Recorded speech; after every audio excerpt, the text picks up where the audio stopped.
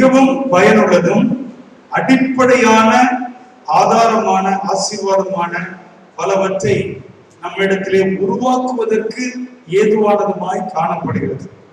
இந்த செய்தி உங்களுக்கு புரிந்தால், இந்த செய்தியை நீங்கள் பயன்படுத்தினால், எந்த இடத்திலெல்லாம் நீங்கள் வெற்றி அடைய முடியவில்லையோ அங்கே எல்லாம் வெற்றி அடைவீர்கள். மாற்றி சொல்லப்போனால், எந்த இடத்திலெல்லாம் நீங்கள் வெற்றி அடைய வேண்டும் என்று விரும்புகிறீர்களோ அந்த இடத்திலெல்லாம் வெற்றி அடைய முடியும். இன்னொரு வார்த்தை சொல்வேன் என்றால், இந்த செய்தியை நீங்கள் சரியாக புரிந்து கொண்டு செயல்படுத்தி பார்த்தால் நீங்கள் கர்த்தருக்கு பிரியமானவர்களாய் மாறிவிடுவீர்கள். இன்னும் கொஞ்ச நேரம் பொறுத்து பார்த்தால் உங்களுக்கே நீங்கள் பிரியமானவர்களாய் இருப்பீர்கள். பாரங்கள், கவலைகள், துக்கங்கள் எல்லாம் உங்களை விட்டு ஓடி போய்விடும். சந்தோஷமா ஆசீர்வாதமாய் இருப்பீர்கள் என்பதற்கு சந்தேகமே கிடையாது. சொல்லுமா வாசிகள் அப்போஸ்தலனாகிய பவுல் ரோமருக்கு எழுதின நிருபம் 8ஆம் அதிகாரம் 27ஆம் வசனத்தை வாசிங்கள். அப்போஸ்தலனாகிய பவுல் ரோமருக்கு எழுதின நிருபம் 8ஆம் அதிகாரம் 27ஆம் வசனத்தை எடுத்து வாசிப்போம்.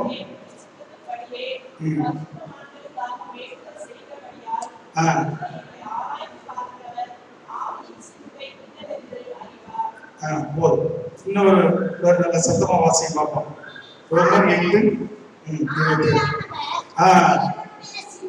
ஆவியானவர் தேவனுடைய சித்தத்தின்படியே பரிசுத்தவான்களுக்காக வேண்டுதல் செய்கிறபடியால் இருதயங்களை ஆராய்ந்து பார்க்கிறவர் ஆவியின் சிந்தை இன்னது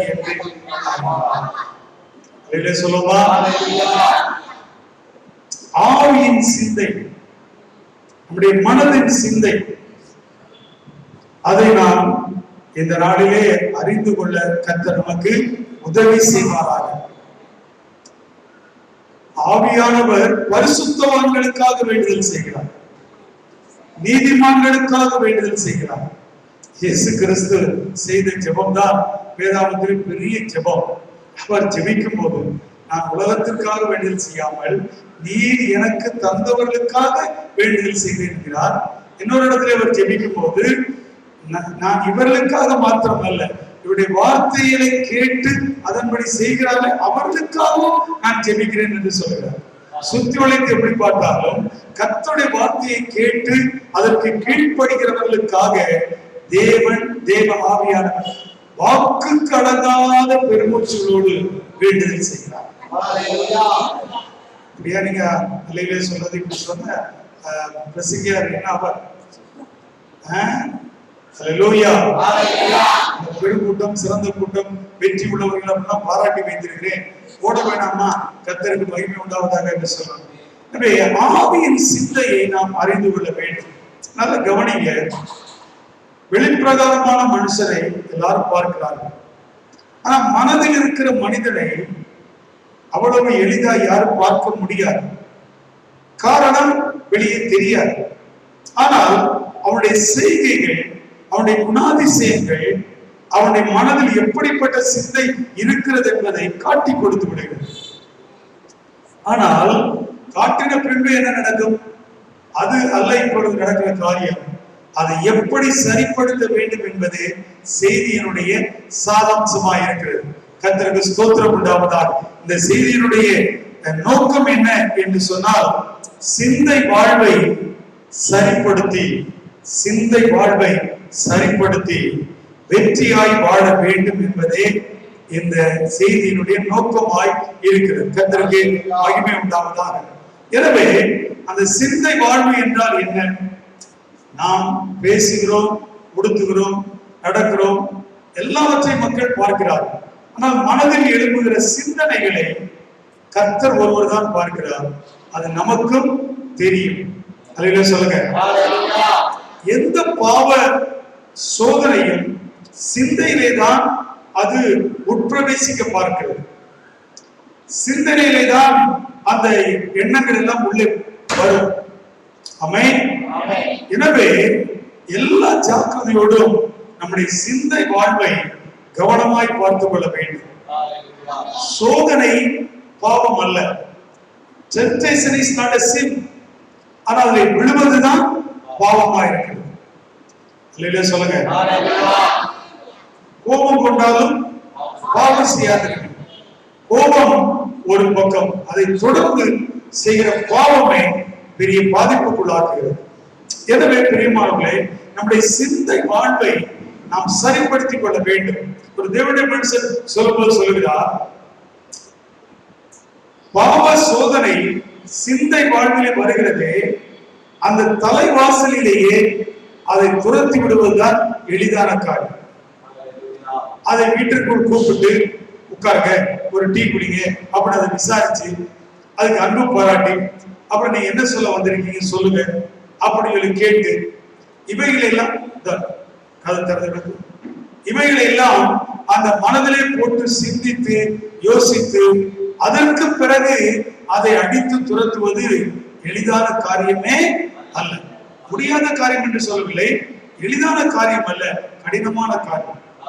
எனவே அவர் சொல்லித் தருகிற அருமையான ஆலோசனை என்னவென்றால், அந்த சிந்தையிலேயே நம்முடைய மனதில் ஒரு டெம்ப்டேஷன் சோதனை வந்த உடனே அதை விரட்டி விட வேண்டும். அப்படியானால் நமக்கு வெற்றி உள்ள வாழ்வு எளிதாய் கிடைக்கும் என்று சொல்லி அவர் சொல்லி வைக்கிறார்.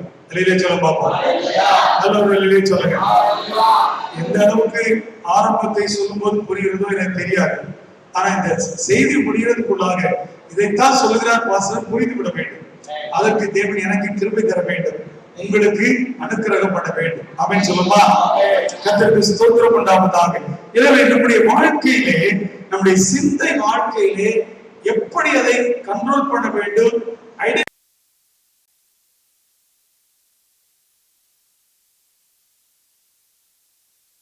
செய்தியிலே கற்றுக்கொள்ள புரிந்து கொள்ள தேவன் நமக்கு உதவி செய்வாராக. ஆமென் சொல்லுங்க. ரோமர்கள் நிருபம் 8ஆம் அதிகாரம் 6ஆம் வசனத்தை வாசிங்க. ரோமர்கள் நிருபம் 8ஆம் அதிகாரம் 6ஆம் வசனத்தை வாசிங்க. மாம்ச சிந்தை மரணம், ஆவியின் சிந்தையோ ஜீவனும் சமாதானமும். பாருங்க, இங்கே பவுல் சொல்லும் பொழுது சொல்லுகிறார், மாம்ச சிந்தை, சொல்லுங்க, மாம்ச சிந்தை மரணம், ஆவியின் சிந்தையோ ஜீவனம். கொஞ்சம் அதை நாம் மெடிடேட் பண்ணி பார்த்தால் நம்முடைய வாழ்க்கையிலே பாவம் செய்வதற்கும் நம்முடைய வாழ்க்கையிலே மரணத்தை தடுவதற்கும் ஏதுவானவைகள் எல்லாமே மாம்ச சிந்தை என்று சொல்லிவிடலாம். எந்த சிந்தை நமக்கு ஜீவனை, அதாவது ஜீவனை சமாதானத்தையும் தருகிறதோ அதுதான் ஆவியின் சிந்தை. மாம்ச சிந்தை தேவனுக்கு விரோதமான பகையா இருக்கிறது என்று வேதம் சொல்கிறது. கிளியரா வாசிக்கிறோம். மாம்ச சிந்தை தேவனுக்கு விரோதமான பகையா இருக்கிறது என்று சொல்லி நாம் வாசிக்கிறோம். கர்த்தருக்கு ஸ்தோத்திரம் உண்டாவதாக. அல்லேலூயா.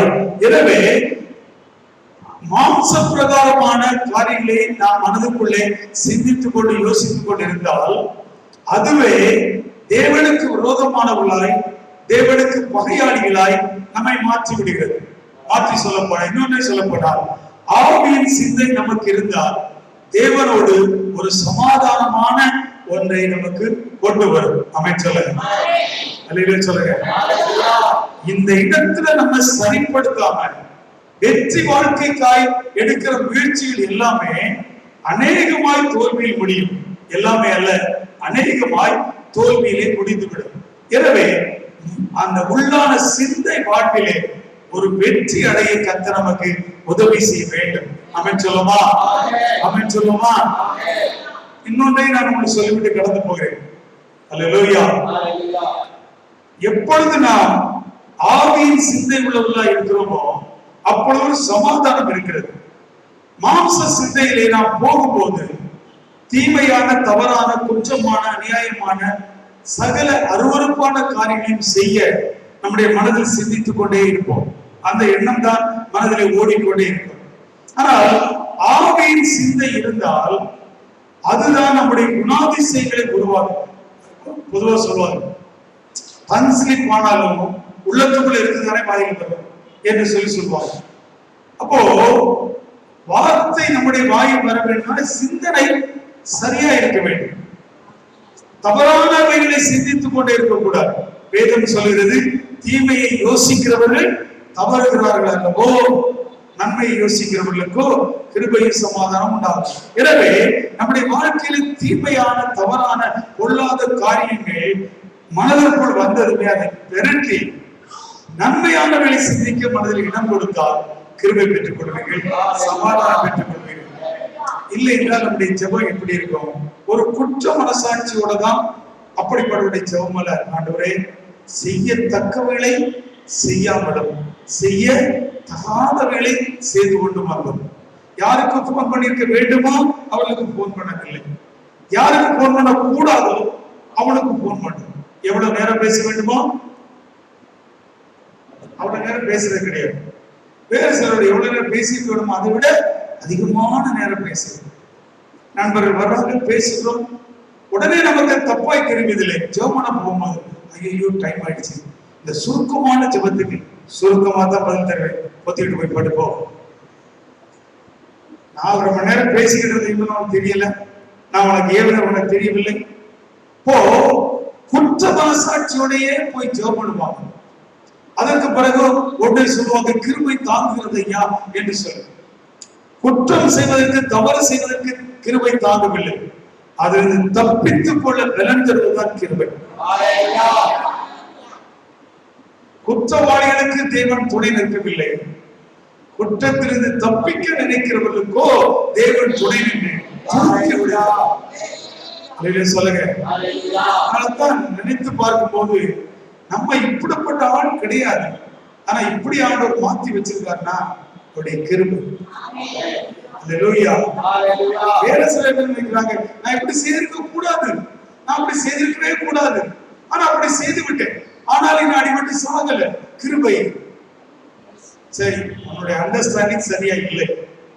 தேவன் கிருபை தருவது என்பது தவறு செய்ய அல்ல, செய்யாதவர்கள் நம்மை காத்துக் கொள்ளத்தான்.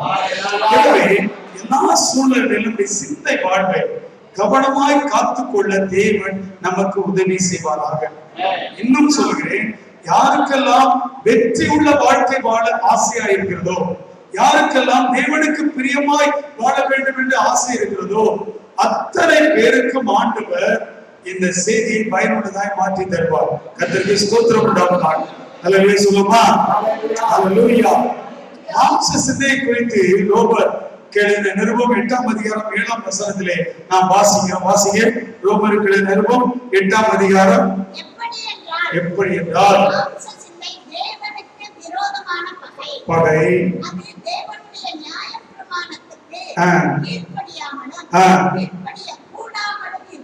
பாருங்க, அது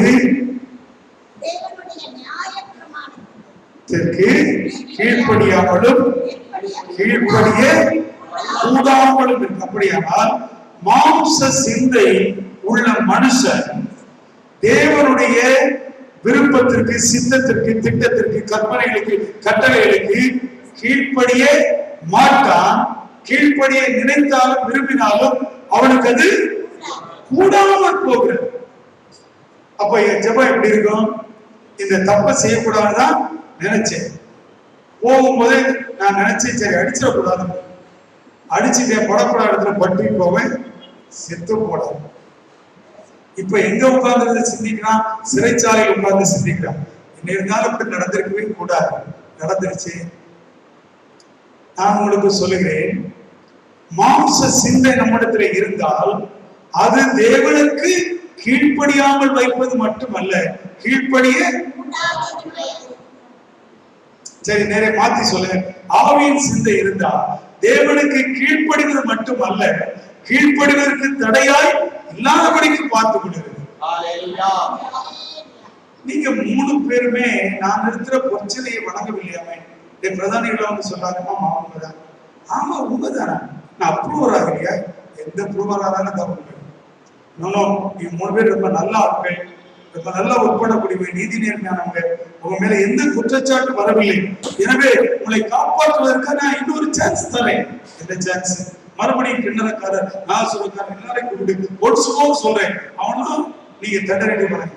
இன்னும் 100 முறை சான்ஸ் கொடுத்தா நாங்க நிச்சயப்படுறேன். யார்கிட்ட பேசிக்கிட்டு இருக்கேன்?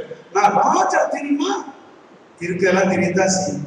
நீ அப்படி செய்யாவிட்டா அக்கினி சூளையில போடுவோம், போட்டு சீக்கிரமா போடுறோம். என்னுடைய கோபத்துகளை தப்பு வைப்பேன் யார்? நாங்கள் ஆராதிக்கிற தேவன் அக்கினி சூளையிலும் ராஜாவின் கோபத்துகளை அந்த 3 பேரும் ஒருபடி மேல போய் சொல்ல ஆண்டவர் தப்பு வைக்காம போனாலும் அதே சொல்லுங்க. என் பாணியில இப்படி நான் சொல்லுவேன், பொற்சிலையை வணங்கி காப்பாற்றப்படுவதை பார்க்கிறோம், அதை வணங்காமல் கர்த்தரை வணங்கி சாவதை சொல்லுமா. இந்த இடத்துலதான் நம்முடைய அந்த ஊக்கமான தேவ அன்பை காட்டுகிறோம். தேவனுடைய வார்த்தைக்கு கீழ்ப்பட அவருடைய சிந்தையிலேயே அப்படி ஒரு எண்ணம் கிடையவே கிடையாது. இந்த சிலையை வணங்கி, இந்த பொற்சிலை வணங்கி, தெண்டரைட்டு படைந்து, ஆனா இந்த வந்தது, அந்த உயர்வு, இந்த உயர்வு, இந்த எக்ரிமெண்ட், நோ நத்திங், அப்படி தேவையே கிடையாது. சொல்லுமா. மாம்ச சிந்தை இடத்தில் இருந்தால் அதை நீங்களே கண்டுபிடிக்கலாம். ஆண்டவருடைய சில பிரமாணங்களுக்கு நீங்க கீழ்ப்படிய மாட்டீங்க. கீழ்ப்படி நினைச்சாலும் சொல்லுங்க முடியாது. ஏன் நம்மால இது முடியாம இருக்கிறது என்று நினைத்தால் சிந்தை ஆவியின் சிந்தை அல்ல, மாம்ச சிந்தை. புரியுதுங்க உங்களுக்கு? அதனாலதான் சொல்லி நீங்க பாக்கியவான் நான் சொல்றேன். சொல்லுமா. அவ்வளவுதான். கர்த்தருக்கு ஸ்தோத்திரம் உண்டாவதாக. சங்கீதம் 66:18 அங்கே ஒரு காரியத்தை சங்கீதக்காரனாய் தாவீது சொல்கிறார். வாசிங்க 66:18. சங்கீதம் 66 இந்த பாடா, இருதயத்திலே என்ன சிந்தை? கிரமமான சிந்தையை இவருக்கு வராது. வர சிந்தை எல்லாமே அக்கிரமமான சிந்தையா தான் வருது. அவர் சொல்லும்போது சொல்லிட்டார், ஆண்டவர்கிட்ட சொல்லிட்டார், நான் என்னுடைய இதயத்திலே அக்கிரம சிந்தை கொண்டிருந்தேனால் ஆண்டவர் எனக்கு செவி கொடுக்க மாட்டார். ஜெபத்திற்கு பதில் வரவில்லை என்றால் அதுல ஒரு ரகசியத்தை நாம் கற்றுக்கொள்ள வேண்டும். என் மனதில் என்ன வச்சிருக்கிறேன்? அக்கிரம சிந்தை வைக்கிறேன். சொல்லுமா.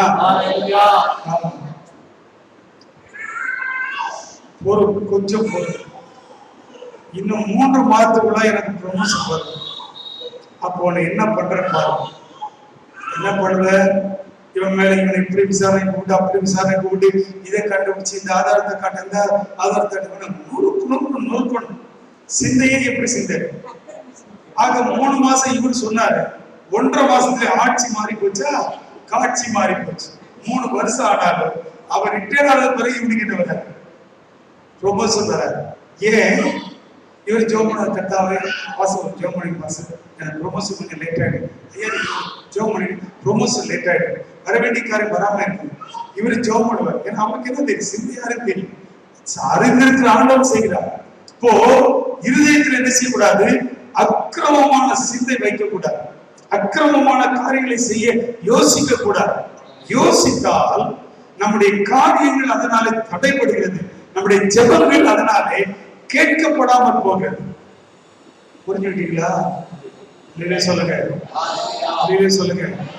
ஆனா உங்களுக்கு என்ன சிந்தனை வந்தாலும் யாருக்கு தெரியாது.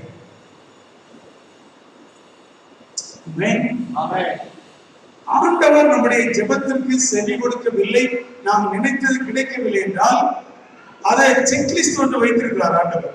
ஏன் இதற்கு பதில் வரவில்லை என்று சொல்லி நம்ம செக் பண்ணி பார்க்க சில காரியங்களை ஆண்டவர் வேதத்திலே வைத்து, அதுல ஒன்று இந்த இடத்துல சொல்ல மட்டும் சொல்லுகிறேன். அக்கிரம சிந்தை மனதில் இருந்தால் ஆண்டவர் ஜெபத்திற்கு என்ன செய்ய மாட்டார்.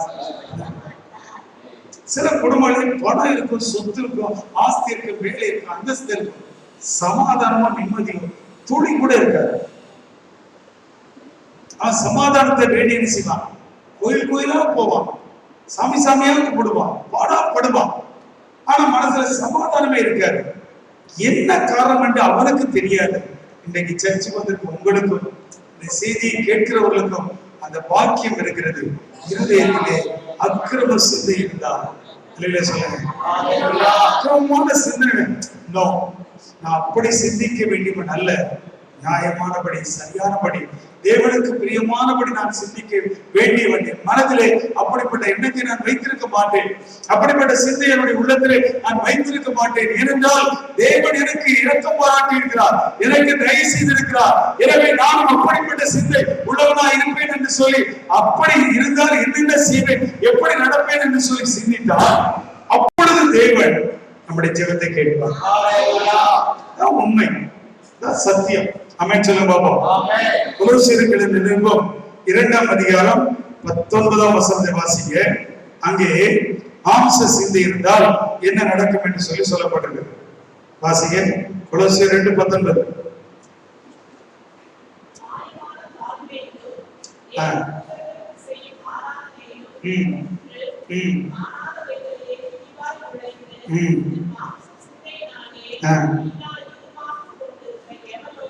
மாம்ச சிந்தையிலே இருமாப்பு கொண்டிருக்கிற எவனும் பந்தய பொருளை இழந்து. சார் தேங்க்யூ பண்ணி வாசித்ததுக்காக நன்றி. கொஞ்சம் இந்த உரைப்பு உப்பெல்லாம் போட்டு கொஞ்சம் ஸ்பீடா கூட்டணும், அப்பதான் பிரச்சனை வருது. இல்ல அப்படின்னு சொன்னா தாளாட்டு பாடுற மாதிரி இருக்கிற 10 பேரை தூங்க விட்டேன்னு வச்சுக்க, அப்புறமா கண்ணாடி பில்பிட்டே உடஞ்சு போயிடும். கர்த்தருக்கு ஸ்தோத்திரம். இப்போ இருதய சிந்தனையிலே இருமாப்புள்ளவர்களா இருந்தால், இருமாப்பு நம்முடைய பந்தய பொருளை இழந்து போய்விடுவோம் என்று அந்த வசனம் நமக்கு சொல்லுகிறது. எனவே பந்தய பொருளை பெற்றுக்கொள்ள வேண்டும் என்று விரும்புகிற எவனும் இருதயத்திலே சிந்தையிலே இருமாப்புள்ளவனா இருக்கக்கூடாது. எல்லாரும் ஆமென் சொல்லுங்க. சில ஆட்கள் சொல்ல, செத்தா உன் வீட்டுக்கு தான் அவன் வருவான், நீ இங்க அவன் வீட்டுக்கு போக போற. செத்தா உன் வீட்டுக்கு வரமாட்டான். செத்த பண்ணி போக வேண்டிய தேவையே கிடையாது. சாகரத்துக்கு முன்னாடி போய் ஒரு வார்த்தை கேட்டு வச்சுக்குவார். இவனுக்கு எதுக்கு அவ்வளவு இருமாக்கும்? வேற வழி இல்லாத ஒரு சூழ்நிலை வந்தா நீ என்ன வெக்கத்தோட போக வேண்டியது வரும் அல்லவா? சரி ரைட்டு, செத்தாலும் வீட்டுக்கு வர மாட்டேங்கிற, செத்தே போயிட்டான், அவனும் செத்து போயிட்டான். உனக்கு முந்தி அவன் செத்துட்டான், பல்லவத்துல இப்ப போய் உட்கார்ந்து இருக்கான். வாங்க நல்லா இருக்கீங்களா பிரதர் அப்படின்னு அவன் கேட்கும்போது நீ என்ன செய்வ? பிரதர் வெக்கத்தோட நீ நடக்க வேண்டி வரும்ல, அதுக்காக பல்லவத்துக்கு போக கூடாது ஆக்க முடியுமா? இருமாப்பான சிந்தைகளை வைத்துக் கொள்ளக்கூடாது. என்ன இருந்தாலும் பாவத்தை செய்யாம இருக்கு, அநியாயத்தை செய்யாம இருக்கு, அக்கிரமமான காரியத்தை செய்யாம இருக்கு, ஆனா அதுக்காக மன்னிக்காம இருக்கக்கூடாது, அன்பு பாராட்டம் இருக்கக்கூடாது. சொல்லுங்க. ஒரு வீட்டுல கண்ணம் கடவுளமான சண்டை வருது, தெரியாதவங்க நான் அங்க இருக்கிறேன், பார்த்துக்கிட்டு இருக்கேன், எனக்கு துக்கமா தான் இருந்தது. கடைசியில் ஒரு லேடி எல்லாம் பேசிட்டு முடிக்கிறாங்க, முடிச்சுட்டு ஆளாளி எழுப்புற இவ்வளவு நேரம் உட்கார்ந்து சண்டை போட்டீங்க, ஒரு சிரிச்சிருச்சு போங்க அப்படின்னு சிரிச்சுட்டாங்க. அவரை சொன்னாங்க, அந்த சிரிச்ச பிறகு மனசுல இருந்து பாரம் பேசி சிரிக்க மாட்டேன்னு உனக்கு என்ன அப்படி நரசிம்மரா வரம் வாங்கிட்டு இருக்கியா? அவர்தான் சிரிக்காமலே வண்டியை ஓட்டுறவர், இந்தியாவே நடத்துறவர். தலையில சொல்லுங்க.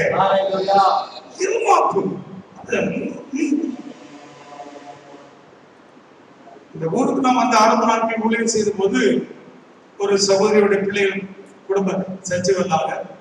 அவருடைய வீட்டாரை குறித்து கேள்விப்பட்ட சமயத்திலே அவருடைய கணவர் அவருடைய ஊரிலே ஒரு சர்ச் கட்டி டெடிகேட் பண்ண வேண்டிய நேரத்திலே, பெந்தெகோஸ்தே சர்ச் அல்ல, டெடிகேட் பண்ண வேண்டிய நேரத்தில் பிஷப் வந்திருக்கிறார் அந்த சர்ச்சை டெடிகேட் பண்ண. இவரோட சில ஆட்களும் போய் இவர்தான் முன்னாடியில் நின்று எக்காலத்து கொண்டு ஊருக்குள்ள முயற்சி மாட்டேன், விட மாட்டேன். பிஷப் நீர் இந்த சர்ச்சை டெடிகேட் பண்ண கூடாது என்று சொன்னது சரி, அது வேற விஷயம். ஊருக்குள்ள போக விட மாட்டேன்னு சொல்லி அங்கே தகராறு பண்ணி பிரச்சனை பண்ணி கலவரமாக்கி அவரை துரத்திய விட்டுட்டாங்க. நான் அதை கேட்ட சமயத்துல சொன்னேன், உன்னுடைய கணவர் சாதாரண பாவம் செய்யவில்லை, அது பெந்தெகோஸ்தே சர்ச் அல்ல, ரட்சிக்கப்பட்டவர்களின் கூட்டம் அல்ல, ஆனா சர்ச். பார்க்கிற எல்லாருடைய கண்களுக்கு முன்னாலே இவ்வளவு குரோதமான காரியத்தை செய்ய காரணம் அவர் எங்க ஜாதிக்காரன் இல்லை. சர்ச்சை திறந்ததுக்கு அந்த பிஷப் உங்க ஜாதிக்காரன் ஆக முடியுமா? ஆக்க முடியுமா? இவ்வளவு இருமாப்பு பாரு. முடிவு அவனுடைய வாழ்க்கை சீரழிப்பு, அவனுடைய பிள்ளைகளின் வாழ்க்கை சீரழிப்பு, சொத்துக்கள் எல்லாம் தொலைந்து வாழ்க்கையில் கடைசி நாட்கள் மிக பரிதாபப்பட்டு அவன் செத்து போனான். இந்த ஊர்ல தான் வைத்து அவனுடைய ஒரு பிள்ளைக்கு திருமணம் நடந்தது. அந்த ஒரு தினம் தான் இவன் நடத்தி வைத்த மீதி எல்லாம் அவன் எங்கேயோ கட்டி எங்கேயோ வாழ்ந்து எப்படியோ பிள்ளை குட்டி பத்தி எப்படியே போனான். இந்த ஒரு பிள்ளையுடைய கல்யாணத்தை நடத்தி வைக்க போகும்போது அந்த கல்யாணத்தை நடத்தி வைக்க ஒரு பாஸ்டரும் கிடையாது, ஒருத்தரும் கிடையாது. அதனால அவங்க என்ன செய்யறாங்க, ஒவ்வொரு பாஸ்டருக்கும் தட்டு நிறைய பழங்கள் ஸ்வீட் எல்லாம் வாங்கி வச்சு அதுக்கு மேல இதை வைத்து கொண்டு போனதோட கூட அந்த பத்திரிகையிலும் எல்லா ஊழியர்களோட பேரும் கூட என்கிட்டே கூட கொடுத்தாங்க. நம்ம இருப்பா இருக்க கூடாது வாங்கியாச்சு, பழம் நல்லது இல்ல, சரி வாங்கியாச்சு. ஆனா கல்யாணத்துக்கு நான் போகல, சும்மா இருக்க வேண்டியதானே, போகலடா. கல்யாணம் பண்ணி 3வது நாள் வரும்போது யாரெல்லாம் அங்க வந்தாங்க, நான் போகல, விசாரிச்ச வரைக்கும் வேற யாரும் போகல. ஆனா எல்லா பாசமாருடைய பேரை எதுக்கு போட்டிருக்காங்க, ஒரு தந்திரசாலித்தம். நான் சொன்னேன், வந்தவனை டெடிகேட் பண்ண விடல, பாபான்னு பணம் வச்சு கூப்பிட்டு காலை விழுந்து கூப்பிட்டு ஒருத்தர் என்ன செய்யல. எதுக்கு இந்த கஷ்டம்? தெளிவா சொல்லுங்க. நம்முடைய மனசு அப்படி இருமாப்பாய் இருக்கக்கூடாது. ஆண்டவர் நம்ம எப்படி காத்துக் கொள்வாராக. தெளிவா சொல்லுமா? லூக்கா எழுதின சுவிசேஷம் 1ஆம் அதிகாரம் 51ஆம் வசனத்தில் இயேசு கிறிஸ்துவின் தாயாகிய மரியாள் சொல்லும்போது அங்கே ஒரு வார்த்தையை சொல்கிறார். நாம் வாசிய லூக்கான்னு சொல்லும்போது டக்குன்னு திரும்ப வேண்டாமா, பேப்பரா திருப்பி பாருங்க. உங்க பாச சரியில்லை, அவருக்காக நல்ல ஜெபம் பண்ணுங்க. ரொம்ப கடிந்து சொல்லி இப்ப எதையுமே கண்டுக்கிறதே கிடையாது. அதனால அவருக்காக நல்லா ஜெபம் பண்ணுங்க. அவருக்கான நல்ல செய்தி நம்ம எடுத்துறீங்களா? லூக்கா 1:51. லூக்கா 1:51. தம்முடைய புயத்தினாலே பராக்கிரமம் செய்தார், இருதய சிந்தையில் அகந்தை உள்ளவர்களை சிதறடித்தார். அப்படியானால் இருதயத்தில் என்ன செய்யக்கூடாது? அகந்தையான சிந்தை. சொல்லுங்க, பேசல, அப்பதான் பிரசவம் பண்ண கரெக்டா வரும். இருதய சிந்தையிலே அகந்தை இருக்கக்கூடாது. மரியாள் இந்த இடத்துல யாரை குறித்து சொல்கிறார்கள்? லஞ்சம் வாங்குறவன், தண்ணி அடிக்கிறவன், கொலை பண்றவன் சொல்லல. அந்த நாட்களில் இருந்ததான வேத பாரகர்கள், பரிசேயர்கள், இப்படிப்பட்டதான மார்க்க தலைவர்களை குறித்து அவர்கள் சொல்லுகிறார். அகந்தை இருந்தது. நான் ரபி, நான் வேத பாரகன், நான் பரிசுத்தவான், நான் பரிசேய சமயத்தான், பெரிய அங்கி, பிரபாதமான காப்படாடா, பார்க்கிற எல்லாரும் என்னை கும்பிடுவார்கள், எல்லாரும் என்னை வணங்குவார்கள், எல்லாம் செய்வாங்க. கடைசியில போய் நிற்கும் போது அக்கிரம செய்யக்காரனே சொல்லுங்க டக்குனே அகண்ட போன ஆண்டவர் சொல்லி கொடுத்தார். 43 ஆண்டுகளாக வேத புத்தகத்தை படிக்கிறேன். முதல் தடவை படிக்கும் போது எனக்கு அதிர்ச்சியான ஒரு காரியம் இதுதான். அந்நாளில் அநேகர் என்னை நோக்கி கர்த்தாவே கர்த்தாவே உடைய நாமத்தினாலே தீர்க்க தரிசனம் உரைத்தோம் அல்லவா, பிசாசுகளை துரத்தும் அநேக அற்புதங்களை செய்தோம் என்று சொல்வார். நானும் அவர்களை பார்த்து அக்கிரம செய்யக்காரன் என்னை விட்டு அகன்று போவேன், ஒரு காலம் நான் அறியே. நீங்க சொல்றது ரொம்ப லேட் பண்றீங்க. மத்தேயு சுவிசேஷம் 7ஆம் அதிகாரம் 24-25 வசனம் வாசிங்க. மத்தேயு 7ஆம் அதிகாரம், அல்லேலூயா, 22ஆம் வசனத்தை வாசிங்க. அந்நாளில் அநேகர் என்னை நோக்கி கர்த்தாவே கர்த்தாவே உமது நாமத்தினாலே தீர்க்க தரிசனம் உரைத்தோம் அல்லவா, உமது நாமத்தினாலே பிசாசுகளை துரத்தினோம் அல்லவா, உமது நாமத்தினாலே அநேக அற்புதங்களை செய்தோம் அல்லவா என்பார்கள். அப்பொழுது நான் ஒரு காலம் உங்களை அறியவில்லை, அக்கிரம செய்யக்காரரே என்னை விட்டு அகன்று போங்கள் என்று அவர்களுக்கு சொன்னேன். ஆண்டவர் சொல்லிக்க வேண்டும், நீயா தீர்க்க தரிசனம் சொன்னாய், நீயா அற்புதம் செய்தாய், என்னைக்கு செய்தாய், சும்மா போய் சொல்லுகிறாய் சொல்ல வேண்டும். அல்லது நீ செய்ததெல்லாம் உண்மைதான், என்னுடைய நாமத்தினாலே செய்யவில்லை என்று சொல்லியிருக்க வேண்டும். இவை இரண்டையுமே ஆண்டவர் சொல்லவில்லை. மாறாக அக்கிரம செய்யக்காரனை விட்டு அகன்று ஒரு காலம் அறியவில்லை. ஏன்? அவர் சொன்ன இந்த வார்த்தைகளை கேட்டு அதன்படி செய்யாம இவங்க விசேஷத்துக்கு என்ன செய்தார். ஆண்டவர் மனிதனை பூமியில் உண்டாக்கும் போது நல்லவனாகவே உண்டாக்கினார். அவர் எல்லாவற்றையும் பார்த்த போது நன்றாக இருக்கிறது என்று கண்டு பாராட்டின தேவன். ஆனால் எப்பொழுது ஆண்டவரை அல்லாமல் பிசாசை, பாம்பை பார்க்க ஆரம்பித்தானோ அதுபோலவே அப்பொழுதிலிருந்தே தவறானவைகளை கற்றுக்கொள்ள ஆரம்பிக்கிறோம். தேவனுடைய மனுஷன் சொல்லும்போது சொல்ல சின்ன பிள்ளைகளை பாருங்க, அது கோவப்படும், சண்டை போடும், அடிக்கும், முடியாட்டா கடிக்கும். ஆனா வலி தீரத்துக்கு முன்னாடி ஒட்டிட்டு விளையாடு. அந்த அளவுக்கு அதோட இருதயத்தில் என்ன கிடையாது, அகந்தையோ சண்டையோ வைராக்கியமோ அதெல்லாம் கிடையவே கிடையாது. வலி தீரத்துக்கு முன்னாடி பிள்ளைகள் சரியாது. ஆனா வளர வளர வளர வளர பாருங்க, அப்படியே பாப்பா, அம்மாவை பாப்பா, அப்பாவை பாப்பா, ஆட்டுக்குட்டியை பாப்பா, இவங்க எல்லாம் சண்டை போட்டா என்ன செய்ய மாட்டேங்கிறாங்க. 20 வருஷத்துக்கு சமாதானம் ஆக மாட்டேன், நம்ம மட்டும் எதுக்கு சமாதானமான அப்படியே சொல்லி சொல்லி சொல்லி சொல்லி இப்படி கெட்டு போயிட்டான். இருதயத்திலே சிந்தையிலே அகந்தை இருக்கக்கூடாது. நம்ம படிப்பு, நம்முடைய அறிவு, நம்முடைய மேன்மை, இதெல்லாம் பேய் என்ன நம்ம வீட்டுல நம்ம தலையில வீடு கட்டும் போது பிசாசு நம்ம இருதயத்தில் என்ன செய்வான், ஒரு கோட்டையை கட்டிட்டு இதெல்லாம் உணவு தான் பாத்தியா, இவ்வளவு வச்சு பாத்தியா, இவ்வளவு பெருசு பாத்தியா, அக்கா வீட விட உங்க வீடு கொஞ்சம் பெருசு, அந்த பக்கத்துல உங்க வீடு இன்னும் கொஞ்சம் பெருசு, அவனோட உனக்கு சம்பளம் ஜாஸ்தி, அவனுக்கு நீ தாழ்ந்து போக தேவையில்லை, வண்டி காலை நிப்பாட்டு வேணும்னா உனக்கு இழுச்சுக்கிட்டு போயிட்டு என்ன சொல்லப்பா, அகந்தை ஏற்றிக்கிட்டே இருப்பான். ஆண்டவர் சிதறடித்து போடுவார். அப்படிதானே பைபிள் சொல்லுது, இருதய சிந்தையில் அகந்தை உள்ளவர்களை சிதறடிக்கிறார். அப்படியானால் நம்முடைய வாழ்க்கையில இருதய சிந்தையிலே அகந்தையான எண்ணம் வரப்பட வரும். நான் பிரசவ பண்ணாலும் வராம போகும்போது வரும். வாசலே நோ, ஆண்டவருடைய பிள்ளை ரட்சிக்கப்பட்டவர் அப்படி சிந்திக்க கூடாது, அப்படி எண்ண கூடாது. தாழ்மை உள்ளவர்களுக்கோ சொல்லுங்க, அந்த துணக்கார எடுத்துட்டு கூட நீங்க சொல்லலாம், தாழ்மை உள்ளவர்களுக்கே கிருபை அளிக்கிறார். சரிதானல்ல? சொல்லுங்க, தாழ்மை உள்ளவர்களுக்கே கிருபை அளிக்கிறார், தாழ்மை உள்ளவர்களுக்கோ கிருபை அளிக்கிறார். கர்த்தருக்கு ஸ்தோத்திரம் உண்டாவதாக. அடுத்த நாம் பார்க்கும்போது இன்னொன்றை நாம் வாசிக்கிறோம்.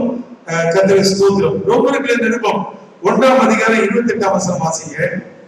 அங்கே கேடான சிந்தைக்கு ஆண்டவர் ஒப்பு கொடுத்தார் என்று வாசிக்கிறோம். ரோமர் 1ஆம் அதிகாரம் 8ஆம் வசனம். தேவனை அறியும் அறிவை பற்றி கொண்டிருக்க அவர்களுக்கு மனதில்லாதிருந்தபடியால் தகாதவைகளை செய்யும்படி தேவன் அவர்களை கேடான சிந்தைக்கு ஒப்பு கொடுத்தார். ஏன் ஆண்டவர் ஒப்பு கொடுத்தார்? நம்ம சொல்லுவோம், கர்த்தர் என்ன செய்தார், அதற்கென்று ஊழியத்துக்கு ஒப்பு கொடுத்தாரா? கேடான சிந்தைக்கு ஒப்பு கொடுத்திருக்கிறார். காரணம் என்ன? தேவனை அறிகிற அறிவை பற்றி கொண்டிருக்க மனது. நீங்க எல்லாருமே கர்த்தருடைய பிள்ளைகள், நான் நல்லா தியானித்து பாருங்க. தேவனை அறிகிற அறிவை நாம் பற்றி கொண்டிருக்க வேண்டாமா, பிடித்துக் கொண்டிருக்க வேண்டாமா? ஆமென் சொல்லுங்க. இன்னும் உம்மை அறியணுமே, இன்னும் உம்மை அறியணுமே, இன்னும் கிட்டி சேரணுமே, இன்னும் கிட்டி சேரணுமே.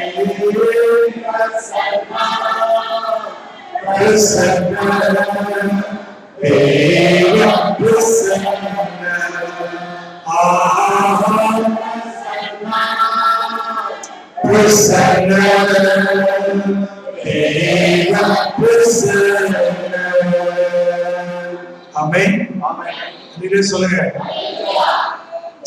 இப்போ ஒரு சொல்லித்தாரே, கேடான சிந்தை, கேடுபாடானவர்களை செய்வதற்கேற்ற சிந்தை மனதில் திரும்ப திரும்ப வருகிறது என்றால்,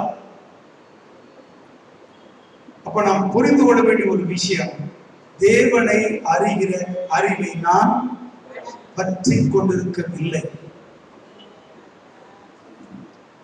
தேவனுடைய பாதங்களை பிடித்துக் கொண்டிருக்கவில்லை. கர்த்தரை குறித்த அறிவு எனக்கு குறைந்து போயிடுச்சு, அதன் மேல் எனக்கு விருப்பம் இல்லாமல் போயிடுச்சு.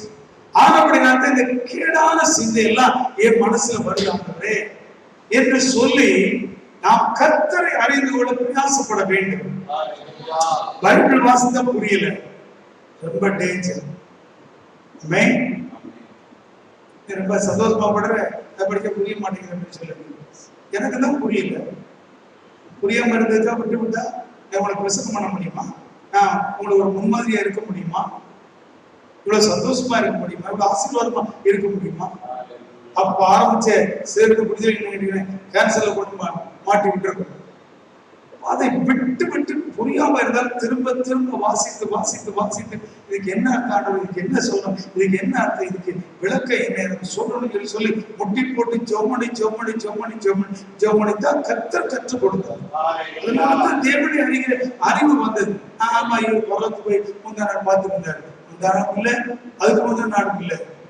43 வருஷமாவே அங்கதான் நடந்துகிட்டு இருக்கு. 43 வருஷமாவே அங்கதான் வாழ்ந்து கொண்டிருக்கிறேன்.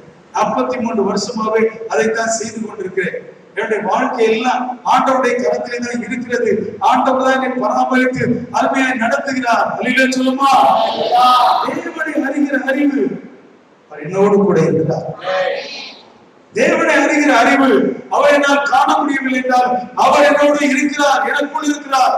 அவருக்காகத்தான் நான் வாழ்கிறேன், அவரைத்தான் நான் சேவிக்கிறேன். அவன் சொல்லுங்க, சொல்லுங்க. இந்த பிள்ளைக்காகத்தான் நான் உயிரோடு இருக்கிறேன் அப்படின்னு ஒரு சொல்ற வச்சுக்கங்க. அந்த அம்மாவுடைய நிலைமை எப்படி இருக்கும்? என்ன செய்வாங்க?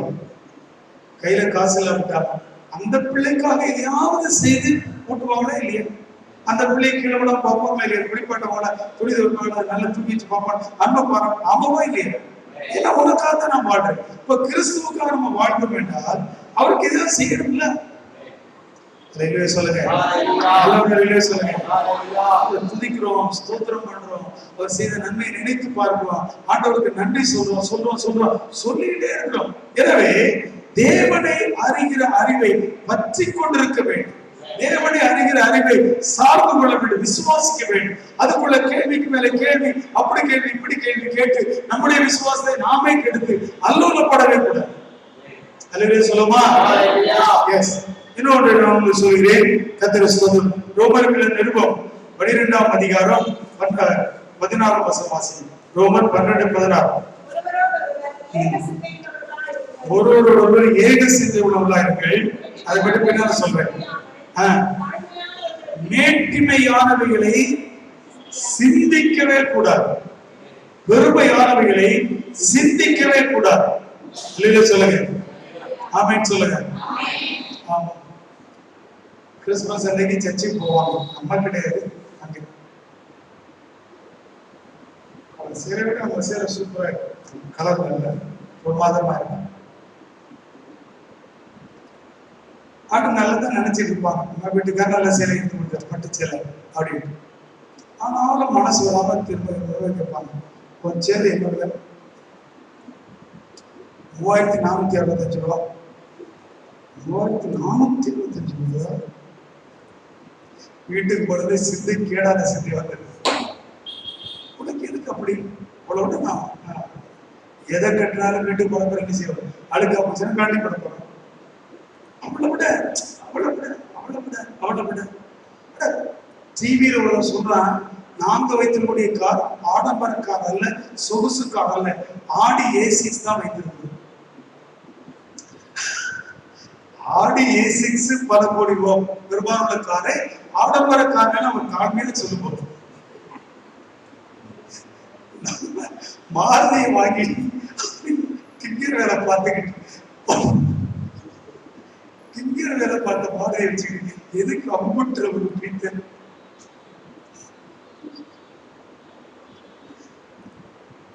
எல்லாம் மனசுக்குள்ள வரும். வேற்றுமையான சிந்தனை இல்ல, தாழ்மையா சிந்திக்க பிளேட்டை திருப்பி போடுங்க, வேற பாட்டை போடுங்க. அப்படின்னு சொல்லுங்க. அப்படியே நினைக்கதான் உங்களுக்கு அந்த சிந்தை மாறும். கர்த்தருக்கு மகிமை உண்டாவதாக. கீழே வாசிங்க. 1 தீமோத்தேயு 6ஆம் அதிகாரம் 17ஆம் வசனம். 1 தீமோத்தேயு 6ஆம் அதிகாரம் 16ஆம் வசனம், 17ஆம் வசனம். 1 தீமோத்தேயு 6:17.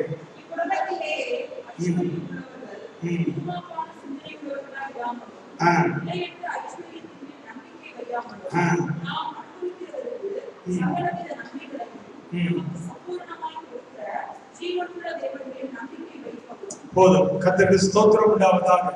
ஒரே மூச்சுல ஒரே வசனத்துல நிறைய சொல்லிவிட்டார் தீமோத்தேயுவுக்கு. இருமாப்பான சிந்தை செய்யக்கூடாது, இருக்கக்கூடாது. நிலையில்லாத ஐஸ்வர்யத்தின் மேல் செய்யக்கூடாது, நம்பிக்கை வைக்கக்கூடாது. கடைசியிலே நாம் அனுபவிப்பதற்கு சகலவிதமான நன்மைகளை சம்பூர்ணமாய் கொடுக்கிற தேவனிடத்திலே நம்பிக்கையா இருக்க வேண்டும். சொல்லுமா, ஆண்டவர் அப்பப்போ சில ஆசீர்வாதங்களை கொடுத்து அதன் மேல் நம்ம நம்பிக்கையா இருக்கிறோமா என்பதை டெஸ்ட் பண்ணுவாங்க. ஆபிரகாமே டெஸ்ட் பண்ணார். அப்புறம் ஆபிரகாமின் ஆசீர்வாதத்தை தாக்கணும் ஜெபப்படக்கூடிய உடனே டெஸ்ட் பண்ண மாட்டாங்க. ஆபிரகாமின் ஆசீர்வாதத்தை தாராண்டவர்.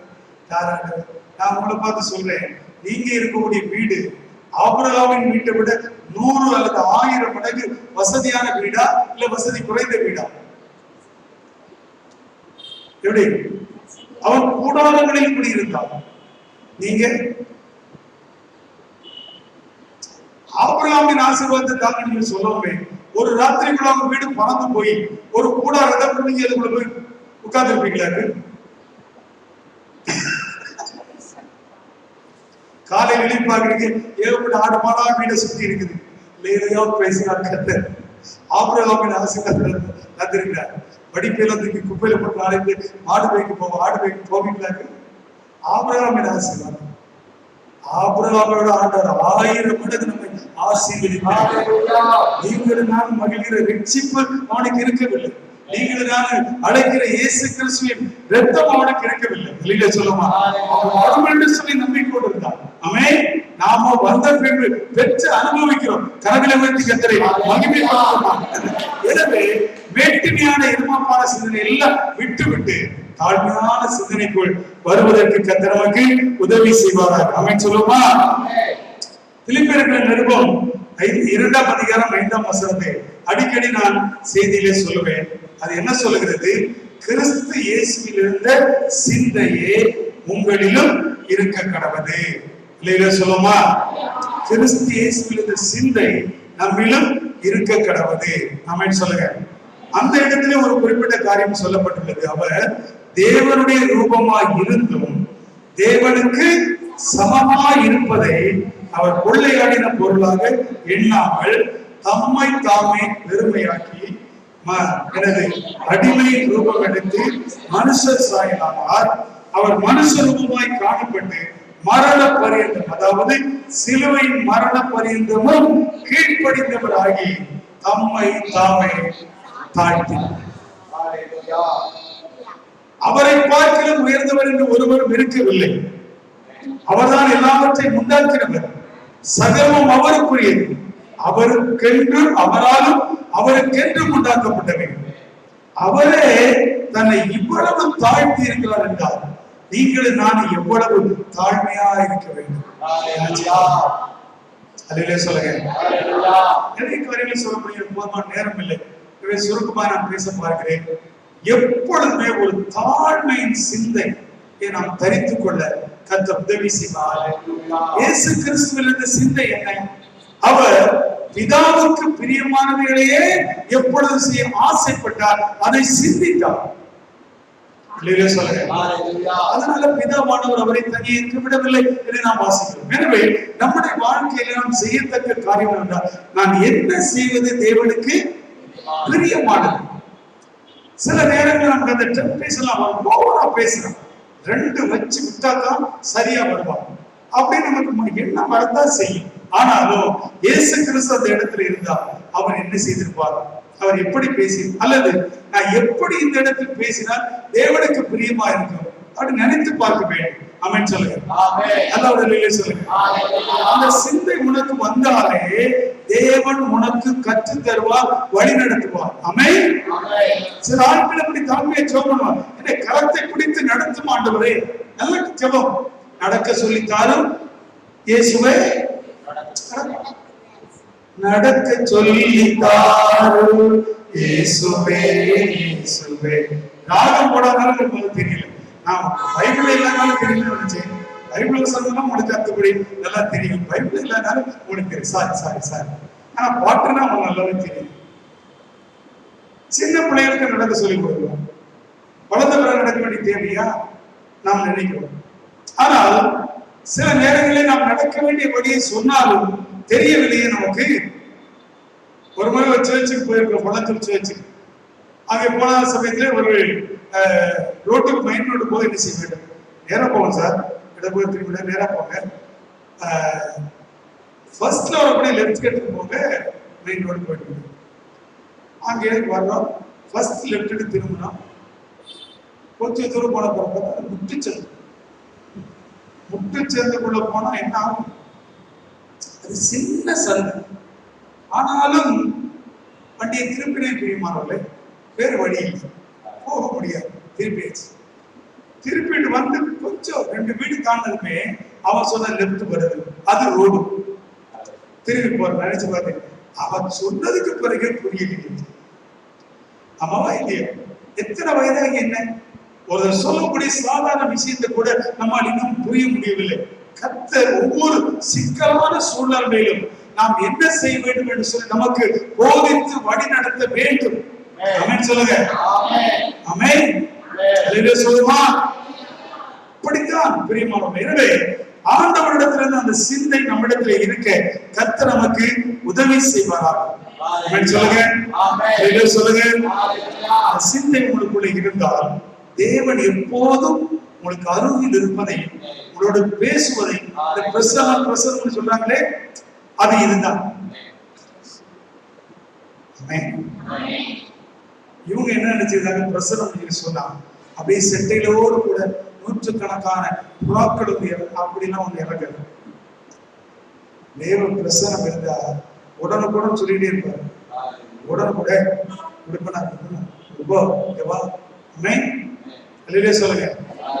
கடிந்து கொள்ளும் போது அது நம்முடைய தலைக்கு எண்ணெய் போல இருக்கும். நல்ல வேளை ஆண்டவர் அங்கே கட் பண்ணி செய்திருக்கிறார். இல்லைன்னு சொன்னா அங்க சிக்கி சீரழித்து இருப்போம். அம்மாவா இல்லையா? எனவே கர்த்த சிந்தை நமக்குள் இருந்தால் அது நன்றாக இருக்கும். தேவன் நம்மோடு, நான் சொல்ற ஒவ்வொரு நீங்க கவனிச்சு பாருங்க, கேடான ஒவ்வொரு சிந்தைக்கும் அதனால் ஒரு தண்டனை பலாபலனை சொல்லியிருப்பேன். நல்ல சிந்தனை உண்டாயிருந்தா அதனால் அவருடைய வாக்கு தத்தத்தை நான் சொல்லுகிறேன். கர்த்தருக்கு ஸ்தோத்திரம் உண்டாவதாக. சங்கீதம் 41:1 வாசிங்க. சிறுமைப்பட்டவன் மேல் சிந்தை உள்ளவன் பாக்கியவான். நான் சொல்லுங்க, பைபிள் வாசிக்கிறீங்களா? பாத்தீங்கன்னா பாஸ் நல்ல பாஸா இருக்கக்கூடாது, கொஞ்சம் சுமாரான பாஸா இருந்தா நீங்க நல்லா வளருவீங்க. கர்த்தருக்கு மகிமை உண்டாவதாக. சிறுமைப்பட்டவன் மேல் ஒரு சிந்தை, கஷ்டப்படுறவன் மேல், பசியா இருக்கிறவன் மேல், கைவிடப்பட்டவன் மேல், துரத்துண்டவன் மேல், வியாதியா இருக்கிறவன் மேல் ஒரு சிந்தை, ஒரு எண்ணம் இருந்துகிட்டே இருக்க வேண்டும். அல்லேலூயா சொல்லுங்க. அந்த சிந்தை நமக்குள்ள இருந்து நீ பாக்கியவான்கள், நீங்க பாக்கியவான்கள். கர்த்தருக்கே மகிமை உண்டாவதாக. ஆண்டவர் அப்படிப்பட்ட சிந்தை உள்ளவர்களுக்கு என்ன செய்வாரா? தீங்கு நாளிலே கர்த்தர் விடுவிப்பார். ஆமென் சொல்லுங்க. இதைத்தான் எப்படியோ குழப்பி கிளப்பி டிரைவ் பண்ணி எடுத்து வேற மாதிரி பாட்டு பாடிட்டா, செய்த தர்மம் தலை காக்கும், தக்க சமயத்தில் உயிர் காக்கும்.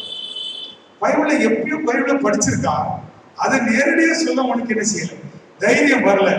அதனால அப்படி இப்படி சொல்லி யோசித்து பார்த்து இப்படி போட்டுடா. விஷயம் ரெண்டுமே நிறுத்தி பார்த்தா ஒன்றுதான். சிறுமைப்பட்டவன் மேல சிந்தை வைக்கிறவன் தர்மம் செய்யும், இறக்க செய்யும். சொல்லுங்க. பசியா இருந்தேன், எனக்கு போஜனம் கொடுத்தீங்க. உடை இல்லாம இருந்தேன், வஸ்திரம் இல்லாம இருந்தேன், வஸ்திரம் கொடுத்தீங்க. நான் ஆறா இருந்தது, வியாதியா இருந்தேன், என்னை விசாரிக்க வந்தீங்க. அதெல்லாம் வேண்டிதான் ஒத்துவிட முடியுது. நான் சிறைச்சாலை இருந்து நீங்க என்ன பார்க்க வந்தீங்க. இன்னைக்கு நீர் ஜெயிலுக்கு போனீங்க. என்ன கேஸ்ல போட்டாங்க? இபிக்கு 342, நாம 420. என்னன்னே ஒண்ணுமே தெரியல. இந்த சிறியல் ஒருவனுக்கு நீங்க எதை செய்தீங்களோ அதை எனக்கு தான் செய்யுங்க. சிறுமைப்பட்டவர்களே ஒரு சிந்தை இருக்க வேண்டும். ஒரு கல்யாணத்துல பார்க்கிறேன், பந்திக்கு வருகிறான பிச்சைக்காரன் விரட்டி அடிக்க ஆள் வைத்திருக்க, துரத்தி விடுகிறார். போ, உள்ள வரக்கூடாது, ஓடி போகிறேன். அதை பல இடங்கள்ல பார்த்திருக்கு. பெரிய அதுல ஒண்ணு வித்தியாசம். ஆனா இன்னொரு இடத்துல பார்த்தா பிச்சைக்காரனையா கூப்பிட்டு பந்தியில் வைக்கிறார். அந்த பின்னாடி உங்களுக்கு எப்போதும் சாப்பிடணும், நம்ம நல்லா சாப்பிடும், எனக்காக கொஞ்சம் பொறுத்துக்கங்க. இவங்க இன்னைக்குதான் பந்தியில் உட்கார்ந்து சாப்பிடுறாங்க. எவ்வளவு கேட்டாலும் கூடிய நல்லா போடும். அதுக்காக நான் நிறைய சமையல் பண்ணி வச்சிருக்கேன். ஆச்சரியமா இருக்குது.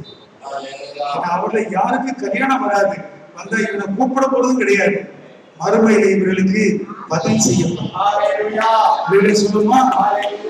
ஒரு சிந்தை அவர் மேல இருக்க வேண்டும். ஐயோ அவன் பசியா இருக்கான், ஐயோ அவன் பட்டினியா இருக்கானு. நம்ம சர்ச்சு தர்மம் சென்று ஒரு பிச்சைக்காரன் படுத்திருக்கான்.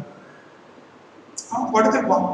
என் மனைவி கொஞ்சம் கவனம் ஜாஸ்தி, அவன் படுத்திருக்கான்னு சொல்றான். நான் அப்போ அவனுக்கு சொல்றேன், சர்ச்சு வாசல்ல இப்படி படுத்துக்கிறப்பா, எழுதி போயிட போகிறேன். அவன் சரியா உடனே கொண்டு போயிட்டான். திரும்ப அன்றைய ராத்திரி பார்த்தா மறுபடியும் அவன் அந்த இடத்துல படுத்திருக்கான். நான் அவங்க சொல்லியிருக்கேன், நீ படுக்காதீங்க, பிறகு அதுல இருந்து படுத்திருப்பேன்.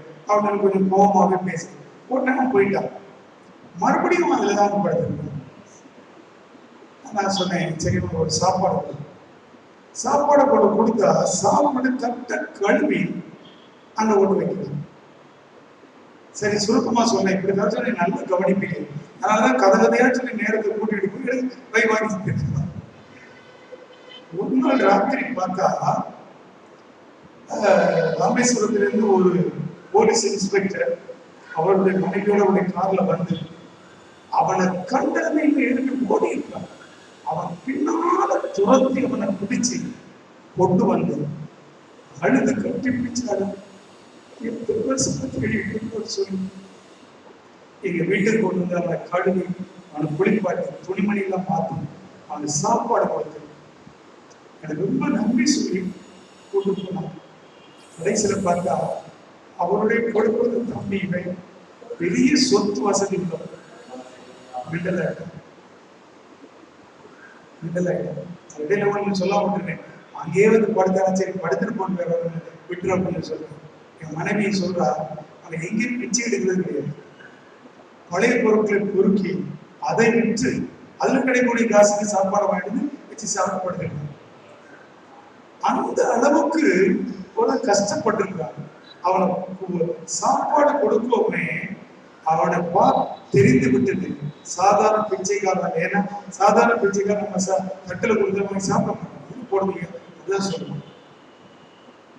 அப்படியே நம்ம கொடுத்தா அந்த கழிகெல்லாம் வச்சுட்டு வர மாட்டான். ஏன்னா நம்ம சாப்பிட்டு அவங்க என்ன செய்ய மாட்டான், அவனுக்கு ஒரு அண்டர்ஸ்டாண்டிங். எனவே பிரியமானவர்களே, சிறுமைப்பட்டவர்களை நம்ம ஒரு சிந்தை வைக்க வேண்டும். அவனுக்கு ஏதாவது ஒரு உதவி செய்வோம். அவனுக்கு 5 சென்ட் இடம் வாங்கி வீடு கட்டி கொடுக்க சொல்லல. யார் நீங்க தப்பா நினைச்சிடாதீங்க. ஏன்னா அவனால வீட்டு வரி கட்ட முடியாது, கரண்ட் பணம் கட்ட முடியாது. ஆனா நம்ம செய்யறது அவன் நம்ம மேல ஒரு கரிசனை, ஒரு அன்பு இருக்க வேண்டும். ஆமென் சொல்லுமா. பிச்சைக்காரனுக்கு காசு கொடுக்கறவங்க எடுத்துருவான். பிச்சைக்காரனுக்கு கம்பெனியை வச்சிருக்கான். வாங்குற காசெல்லாம் கரெக்டா எஜமான்ட்ட கொண்டு கொடுத்தாதான் இவன் ஒழுங்கா பிச்சை எடுக்க வருவான். அப்படி நிறைய இருக்கு விட்டுருவோம். அப்படி தவறு செய்வதற்கு எதுவாய் கொடுக்க சொல்லவில்லை. அதை பார்த்த பின்பு என்ன செய்கிறோம், பசிக்குதா வடை சாப்பிடும், டீ குடிக்கும், நான் காசு போயிடும், உங்க பேர் என்ன வேணும்னு சொல்லி வாங்கிடும். இல்லை எனக்கு அதெல்லாம் காசு போயிடும், எனக்கு காசு படிப்பேன். ஏன்னா அவனுடைய எஜமானங்கள் பார்த்துட்டு இருப்பான். காசை கேட்க வடை வாங்கிட்டு இருக்கேன்னு அடிக்க மாட்டான், கையை உடைச்சிடும், காலை முடிச்சிடும். அப்படிப்பட்ட ஆள்லாம் இருக்கிறான். ஆனாலும் இந்த முன்மைத்துவம் நமக்கு தெரிந்திருந்தாலும் அவர்கள் மேல் நமக்கு என்ன இருக்க வேண்டும், ஒரு கரிசனை இருக்க வேண்டும். சர்ச்சுனா சும்மா பாட்டு பாடுறது, பிரசங்கி கேட்கறது, ஜெபம் பண்றது மட்டும் அல்ல. ஒவ்வொருவரையும் விசாரிக்க வேண்டும். அவன் பையன் இருந்தானே எங்க படிக்கிறான், இப்ப எங்க படிக்கிறாங்க, இது வரைக்கும் இங்கிலீஷ் மீடியத்துல படிச்சா ஏன் இப்ப தமிழ் மீடியத்துக்கு போனீங்க, காசு கட்டு பசங்க எவ்வளவு ஃபீஸ், அவன் புக்ஸுக்கு எவ்வளவு ஆகும், முழுசையும் கொடுக்க முடியாவிட்டாலும் நான் இப்படியே ஒரு உதவி செய்ய பிள்ளைங்க படிக்கணும். ஒரு பிள்ளை தற்கொலைக்கு போயிருக்கு. ஏன் நீ தற்கொலைக்கு போனான்னு சொல்லி கேட்டா, தனியார் பள்ளிக்கூடத்தில் படிச்சு வைக்க எங்க அம்மா என்னை கொண்டு போய் அரசு பள்ளிக்கூடத்தில் படிக்க வச்சுட்டாங்க. என்னை படிக்க வைக்க விருப்பம் இல்லை, நான் எதுக்கு வாழணும். சின்ன பிள்ளைகளை புத்திய பாத்தீங்களா? இப்போ ஏதாவது ஒன்றை செய்து சிறுமைப்பட்டவர்கள் ஒரு சிந்தையா இருந்து பாருங்களேன். உங்களுக்கு ரொம்ப நல்லா தெரியும், மனப்பூர்வமா தெரியும், தீங்கு நாள்ல நம்ம சிக்கிட மாட்டோம், நம்ம காப்பாற்றுவார். நெருக்கமான காரியங்கள் வரும் பொழுது உடைய மனம் பயப்படாது, கர்த்தரை நம்பி இடராக இருக்கும் என்று சொல்லுகிறேன். கர்த்தருக்கு ஸ்தோத்திரம். நீதிமொழிகள் 11ஆம் அதிகாரம் 2ஆம் வசனம் வாசிங்க. நீதிமொழி 11:2.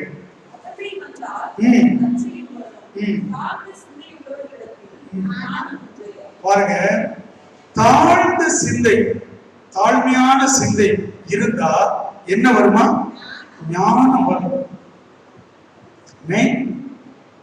சொல்லுங்க. சிலருக்கு பேர் அப்படி வைப்பாங்க, புன்னகை மன்னன் பேர் வைப்பாங்க, தேன் மொழின்னு பேர் வைப்பாங்க. அது திக்குவாயும் பேச்சு வராத கேசுமா. ஆனா தாழ்மையா இருந்தால், தாழ்மையான சிந்தை இருந்தால் ஆண்டவர் அவனுக்கு ஞானத்தை கொடுக்கிறார். சொல்லுங்க, சொல்லுங்க. ஞானம் வருகிறது. ஞானத்துல ஒரு குறைவுள்ளவன் இருந்தால் ஆண்டவரத்துல கேட்க கிடவன், அவர் அவனுக்கு கொடுப்பார் என்று சொல்லி திட்டவட்டமாய் சொல்கிறது. ஆனாலும் தாழ்மையான சிந்தை இருந்தாலும் உனக்கு ஞானம் வரும். கர்த்தருக்கு நீ பயந்தா ஞானம் வரும். ஞானம் வருவதற்கு என்னென்ன வழி வேத அழகாய் சொல்லிக் கொடுக்கிறது. அவன் சொல்லுமா, கர்த்தருக்கு மகிமை உண்டாவதாக. சொல்லுங்க. லூக்கா எழுதின சுவிசேஷம் 10ஆம் அதிகாரம் 27ஆம் வசனம். எல்லாரும் மனப்பாடமா தெரிந்திருக்க வேண்டிய ஒரு முக்கியமான வசனம் அது. உன் தேவனாகிய கர்த்தரிடத்தில் முழு இதயத்தோடும் முழு ஆத்மாவோடும் முழு சிந்தையோடும் அன்பு கூர்ந்து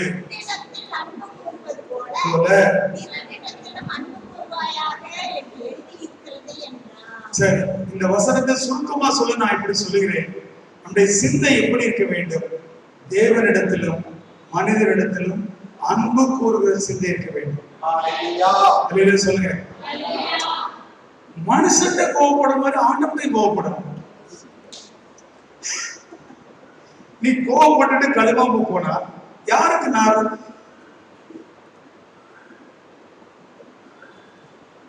நான் கோயிலுக்கு வர மாட்டேன், ஜெபம் பண்ண மாட்டேன், பைபிள் வாசிக்க மாட்டேன், நான் பாசம் தோத்தல் சொல்ல மாட்டேன். வெரி குட், ரொம்ப நல்லது, போயிட்டு போவேன். இப்ப என்ன?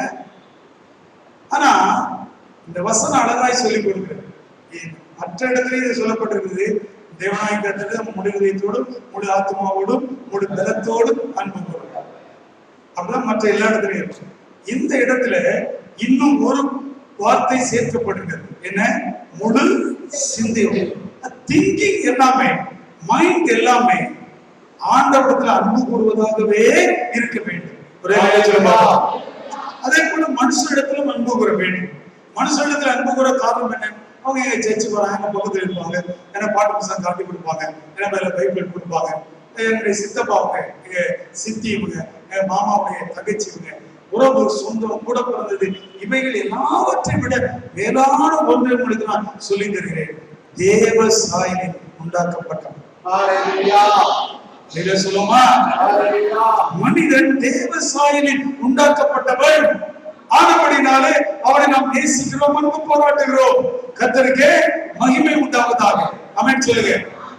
ஒரு குஷ்டரோகியை தொட்டு அதனுடைய புண்ணை தன்னுடைய சொந்த கையாலை கழுவி சுத்தம் பண்ணி அதில் மருந்து வைத்து கட்டி அவனை கொண்டு போய் வைக்கிறாங்க. ஒரு ஆள் 2 ஆளுக்கு இல்ல, ஏராளமான குஷ்டரோகிகளுக்கு செய்யறாங்க. அன்னை தெரசா ஏன்? நான் எந்த குஷ்டரோகியும் செய்யல, இயேசுவுக்கு தான் செய்ய. அது யாரிடத்துல சொல்லுகிறார்கள்? புதிதாக ஒருத்தி நர்சிங் வந்து சேருகிறார், அவளை சேர்க்கப்பட்டார். அவளை கொண்டு போய் குஷ்டரோகிக்கு புண்ணை கழுவ சொல்லிட்டாங்க. அவன் போவே வாந்தி எடுத்து வா பூ அப்படின்னு சொல்லிட்டு என்னால அந்த வேலையை செய்யவே முடியல, பெரிய அருவருப்பா இருக்கு அப்படின்னு சொல்லிட்டு மதர் தெரசா கொண்டு போய் விட்டுட்டாங்க. இவ்வளவு எதுக்குதான் வேலையில சேர்ந்து இன்னைக்கு டியூட்டிக்கு அனுப்பி விட்டுனா அழுது வந்ததுக்கு வாந்தி எடுத்துட்டு இருக்கிறா அப்படின்னு. என்ன விஷயம்? குஷ்டரோகியுடைய புண்ணை பார்க்கவே அருவருப்பா இருக்கிறது. அதை தொட என்னால் முடியவில்லை, எனக்கு அவ்வளவு வாந்தி வருது, கஷ்டம், அருவருப்பா இருக்கு. அந்த அம்மா சிரிச்சுட்டு சொன்னாங்க, ஏன் நீ குஷ்டரோகி புண்ணை போய் கடந்து போன? குஷ்டரோகி புண்ணை கடுதாரு, இயேசு கிறிஸ்துவின் புண்களை கடுது, அதான் நல்ல கழுவ முடியும். நான் அப்படித்தான் செய்வேன். சொல்லுமா, இன்னைக்கு நமக்கு இந்த சிந்தை நினைச்சு பாருங்க.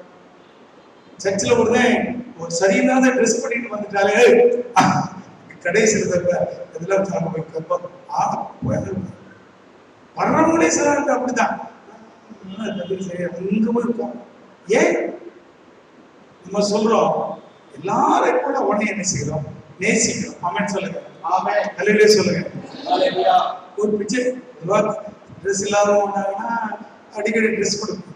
அப்படி ஒரு ட்ரெஸ் கொடுக்குறேன். அவன் சார் இந்த சட்டை எனக்கு வேண்டாம் சார், இது என்னால போட முடியாது, கொஞ்சம் லூஸா இருந்தாலும் பரவாயில்லையா நீ போடு. இல்ல வேண்டாம் சார், அது எனக்கு வேண்டாம். ஏன் இந்த சட்டையை போட ஒரு சோறு போட மாட்டான். என்றைக்கும் சொன்னேன். அப்போ தன் தொழிலுக்கேற்ற ட்ரெஸ் போட அவனை ஏன் ஏற்றுக்கொள்ள நமக்கு தெரியாம சிறுமைப்பட்டவன் மேல, கஷ்டப்பட்டவன் மேல, பசியா இருக்கிறவன் மேல, முடியாதவன் மேல, நொண்டியா இருக்கிறவன், கூடனா இருக்கிறவன், சப்பானியா இருக்கிறவன், அவங்க எல்லா பேரையும் நமக்கு இருக்க வேண்டும். ஒரு கரிசனையான சிந்தை இருக்க வேண்டும். நம்மளால போட்டு பெருசா செய்ய முடியாவிட்டாலும் அந்த நேரத்தில் அவங்களுக்கு என்ன தேவையோ அதை செய்வாங்க. அல்லேலூயா. ஆகாரத்துல அவனுக்கு பகிர்ந்து கொடு. 2 ட்ரெஸ் இருந்தாலும் அவனுக்கு போட்டு கொடு. ஏன்னா அந்த காலத்துல ட்ரெஸ் அவனுக்கு அபூர்வமானது. ஆண்டவர் அப்படித்தான் நமக்கு சொல்லி தந்திருக்கிறார். சிறுமைப்பட்டவன் மேல் சிந்தை உள்ளவன் பாக்கியவான், தாழ்ந்த சிந்தை உள்ளவன் பாக்கியவான். அவனுக்கு ஞானம் வரும். தேவனிடத்திலும் பிறனிடத்திலும் அன்பு ஒரு சிந்தை இருக்க வேண்டும். இல்லையா சொல்லுமா? சபைக்கு பவுல் எழுதும் போது திரும்ப திரும்ப ஒன்றை அவர் எழுதுகிறார். என்னவென்றால், ஏக சிந்தையாயிருங்கள், ஒரே சிந்தையாயிருங்கள். எதுவரைக்கும் தேடி இருக்கிறீர்களோ, எதுவரைக்கும் புரிந்து கொண்டிருக்கிறீர்களோ அதுவரைக்கும் ஏக சிந்தையாயிருங்கள். ஆக்சுவல் பேக்ரவுண்ட் என்னவென்றால், அந்த நாட்களில் பைபிள் இப்படிப்பட்ட சர்ச் பிரசங்கங்கள் இல்லாதபடினாலே ஆளாளுக்கு பிரசங்கம், ஆளாளுக்கு செய்தி, ஆளாளுக்கு டாக்டரின். ரைட்டுங்களா? ஒருத்தன் ஒன்ன சொல்லுவான், இன்னொருத்தன் ஒன்ன சொல்லுவான். அதே அளவுக்கு இப்போ வந்துட்டாங்க. மதுரை ஒரு லூஸ் பண்ணி ஒரு ஆடிக்கிட்டு இருக்கு. அவருடைய பிரசங்கம் தெரியாம நான் ஓபன் பண்ணிட்டேன். அவன் கேட்கிறான், நீங்கள் எல்லாரும் பேப்பர்ல ஆயிருக்கீங்க பைபிள் சொல்லுங்க. அப்படின்னு என்ன அர்த்தம்? We are God. சொல்லுங்க, நான் கடவுள். சொல்லுங்க, நான் கடவுள். நான் எல்லாரும் சொல்லுங்க, நான் கடவுள். நான் கடவுள். கேட்கறதுல அவளுமே சொல்ல, நான் கடவுள், நான் கடவுள். அப்புறம் இவன் கேட்கிறேன், எங்கேயாவது சளி பிடிச்ச சாமியை பார்த்துருக்கீங்களா? எங்கேயாவது காய்ச்சி அடிக்கிற சாமியை பார்த்துருக்கீங்களா? இல்ல. அப்படின்னா நான் கடவுளா எனக்கு என்ன முடியாது. நீ உத்தரப்பிரதேசத்துக்கு போனா மாஸ்க் கட்டி வெந்நீரால குளிப்பாட்டு சளி பிடிக்க கூடாது. அங்க செய்யற இவன்டே டிரைவ் எங்க போது பாத்தீங்களா, நான் கடவுள், எனக்கு என்ன செய்யுது, சளி பிடிக்காது. அவ பிடிச்சிட்டா நான் கடவுள் இல்லை. அப்போ பச்சா நிறைய பேருக்கு தான் மாத்திரை சாப்பிடக்கூடாது, மாத்திரை போக கூடாது, டாக்டர் பார்க்க கூடாது. ஆச்சா போச்சா டாக்டர் காணிக்க தசம் பார்க்க மட்டும் என்ன செய்வேன், விபக்தியா வாங்கி ஜோம் எடுத்து. ஆனா டாக்டர் கிட்ட போக கூடாது. டாக்டர் மருந்தினாலே இப்படி போயிடுச்சு. அந்த அளவுக்கு அதுக்கு மேல ஒரு எதிர்ப்பு. ஆனா வியாதி போடுவது செத்து போனா என்ன செய்வான்? கத்தருக்கு அதுக்கு என்ன செய்ய முடியும்? அதுக்கு என்ன செய்ய முடியும்? பிணியாளிக்கு வைத்தியம் தேவை. அவனை தேவை அவன் போட்டு கொண்டு போய் விட மாட்டீங்களா? காசு உண்டு. சொல்லுங்க, நான் வாங்கி தரேன், நான் வாங்கி. நம்ம சர்ச்சில இருந்த முந்தின ஆட்களுக்கு தெரியும், டாக்டர்கிட்ட போய் மாறாவிட்டாலும் பாஸ்டர் மாத்திரையும் சிறப்பு வாங்கி கொடுத்தா வச்சுக்கோங்க, ஒரே நாள்ல மாறி சொல்றாங்க. அவனு சரியில்லை, எனக்கு தெரியாத மாதிரி தானே, இல்ல திரும்ப திரும்ப நாள் அலையிடும். எனவே நம்முடைய வாழ்க்கையிலே என்ன செய்ய வேண்டும் என்றால், ஒரு ஏக சிந்தையில இருக்க வேண்டும். எல்லாரும் ஒன்று கொண்டு சிந்திக்க வேண்டும். ஒருத்தன் உயிர்த்தெழுதல் உண்டுமா, பக்கத்துல இருக்கிறவன் இல்லைங்களா, இன்னொரு சொல்ல உயிர்த்தெழுதல் உண்டு, ஆனா அது முடிஞ்சு போயிடுச்சு. ஏசுனார் வருவாரு, ஆனா நீ நினைக்கிற மாதிரி ஆனத்துல விட மாட்டாரு. அவர் எங்கேயும் வந்து அப்படியே ஆட்டி போட்டுருவாரு. என்னோட சொல்ல இதான் ஏன் பரவாயில்ல, இப்படிதான் இவங்களை எல்லாம் கூட்டி வச்சு ஒரு சர்ச்சை நடத்துறாங்க. என்ன ஆகும் சொல்லுங்க? ஏக சிந்தையா இருக்கு. ஆமென் சொல்லுங்க. மோசம் பண்ணுவோமா பண்ணுவோம், ஜெபம் பண்ணுவோமா பண்ணுவோம், உதவி செய்வோமா செய்வோம், ஒரு சுவிசேஷம் எடுத்து போவோம் போவோம்.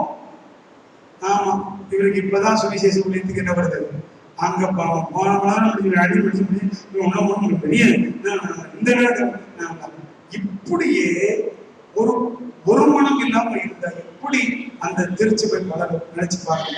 ஒரு ஏக சிந்தை இருக்க வேண்டும். ஆமென் சொல்லுங்க. அல்லேலூயா சொல்லுங்க. அதற்கு ஸ்தோத்திரம் உண்டாவதாக. ரோமர் 12:16 வாசிப்போம். 12:16 மட்டும் இல்ல, தொடர்ந்து 21வது வசனம் வரைக்கும் நீங்க வாசிக்க ரொம்ப பிரயோஜனமா இருக்கு. போதுமான அளவுக்கு நேரம் இல்லை. கர்த்தருக்கு ஸ்தோத்திரம் உண்டாவதாக. கடைசியாய் ஒன்றை நான் உங்களுக்கு சொல்லி முடிக்க போகிறேன். பிலிப்பியர்களின் நிருபம் 4ஆம் அதிகாரம் 8ஆம் வசனத்தை எடுத்து வாசிங்க. நம்ம செய்ய வேண்டிய ஒரு அருமையான காரியம் அங்கே சொல்லப்பட்டுள்ளது. வாசிங்க. பிலிப்பியர் 4:8. பாத்தீங்களா? அதை சொல்றார். கடைசியாக சகோதரர்களே சகோதரிகளே, இதுக்கு மேல அடுத்த வசனம் எல்லாம் கிடையாது. சகோதரர்களே சகோதரிகளே சொல்லுங்க. கடைசியாக சகோதரரே, உண்மை உள்ளவைகள் எவைகளோ, ஒழுக்கம் உள்ளவைகள் எவைகளோ, நீதி உள்ளவைகள் எவைகளோ, கற்புள்ளவைகள் எவைகளோ, அன்புள்ளவைகள் எவைகளோ, நற்கீர்த்தி உள்ளவைகள் எவைகளோ, புண்ணியம் எதுவோ, புகழ் எதுவோ, அவைகளையே சிந்தித்துக் கொள்ளுங்கள். நீங்கள் என்னிடத்தில் கற்றும் அடைந்தும் கேட்டும் கண்டும் இருக்கிற விளைவுகளோ அவைகளையே செய்யுங்கள். அப்பொழுது சமாதானத்தின் தேவன் சொல்லுமா. இந்த குடும்பத்துல நான் வாழ்க்கப்பட்டு வந்துட்டேன். இந்த வீட்டில இருக்கக்கூடிய யாருக்குமே தேவ அன்பு இல்லை. பைபிள் வாசிக்க மாட்டேங்கிறாங்க, ஜெபம் பண்ண மாட்டேங்கிறாங்க. இந்த வீட்டுல அப்படிப்பட்ட காரியங்கள் எல்லாம் இல்லை. ஆனாலும் இந்த வீட்டில் நான் உண்மையா இருக்க எனக்கு கிருபை தாரும். உண்மையா இருந்தா நான் எப்படி நடந்து கொள்வேன்? என் மாமனார் சரியில்லை, மாமியார் சரியில்லை, அண்ணன் தம்பி ஒரு போய் சரியில்லை.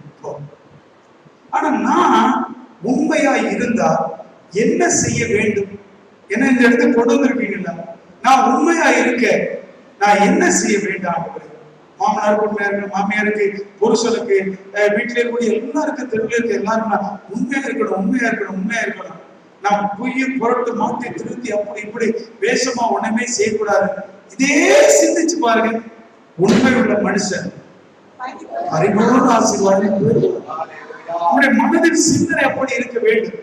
ஒழுக்கம் உள்ளதை நினைச்சு பாரு. ஒழுக்கம் உள்ள சிந்தனை மனசுக்குள்ள வச்சு பாரு. அதுல சொல்லுங்க, புண்ணியம் நீ என்ன செய்தா புண்ணியமா இருக்கும்? சரிங்களா? அருமையான ஒரு சகோதரி, பேர் மறந்துட்டு, ஸ்டாலின் வராரு ஊருக்கு. அவன் சொல்றா, ஐயா கொரோனா விதிக்கு கொடுக்க எனக்கு ஒண்ணுமே இல்லை. என் கழுத்துல என்னுடைய தங்கச்சேரியை ஒன்று கொடுத்துருக்கு. நீங்க கொரோனா நிதிக்காக பயன்படுத்து. ஒரே ஒரு ரிக்வெஸ்ட், ஒரு அரசாங்க வேலை தான் அடிச்சுட்டாண்டா. பிறகு நம்ம கொண்டு கொடுத்தா தருவாரா? அவன் பின்னிட்டான். ஆமா சொல்லுங்க, செய்திங்க நடந்ததுங்க.